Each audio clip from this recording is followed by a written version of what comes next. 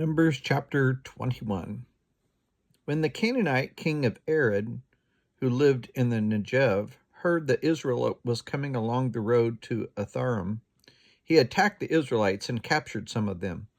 Then Israel made this vow to the Lord: "If you will deliver these people into our hands, we will totally destroy their cities." The Lord listened to Israel's plea and gave the Canaanites over to them. They completely destroyed them and their towns. So the place was named Hormah. They traveled from Mount Hor along the route to the Red Sea to go around Edom, but the people grew impatient on the way. They spoke against God and against Moses and said, "Why have you brought us up out of Egypt to die in the wilderness? There is no bread, there is no water, and we detest this miserable food." Then the Lord sent venomous snakes among them. They bit the people, and many Israelites died.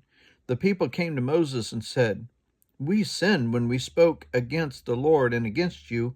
Pray that the Lord will take the snakes away from us." So Moses prayed for the people. The Lord said to Moses, "Make a snake and put it on a pole. Anyone who is bitten can look at it and live." So Moses made a bronze snake and put it on a pole. When anyone was bitten by a snake and looked at the bronze snake, they lived. The Israelites moved on and camped at Oboth. Then they set out from Oboth and camped at Abarim in the wilderness that faces Moab towards the sunrise.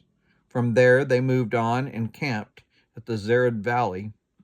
They set out from there and camped alongside the Arnon, which is in the wilderness extending to the Amorite territory. The Arnon is the border of Moab, between Moab and the Amorites.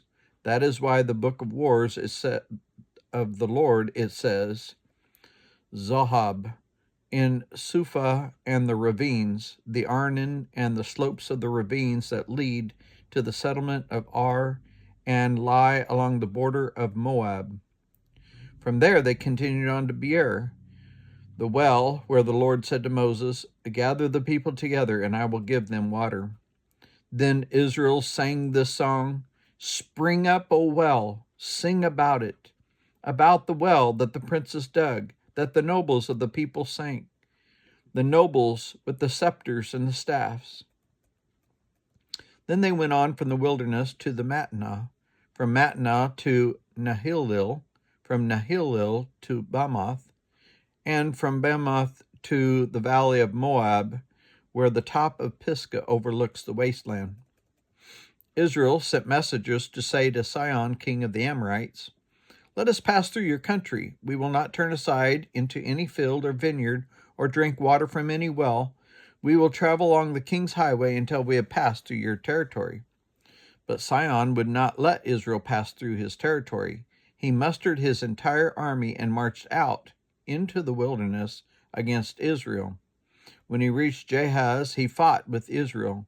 Israel, however, put him to the sword and took over his land from the Arnon to the Jabbok, but only as far as the Ammonites, because their border was fortified. Israel captured all the cities of the Amorites and occupied them, including Heshbon and all its surrounding settlements.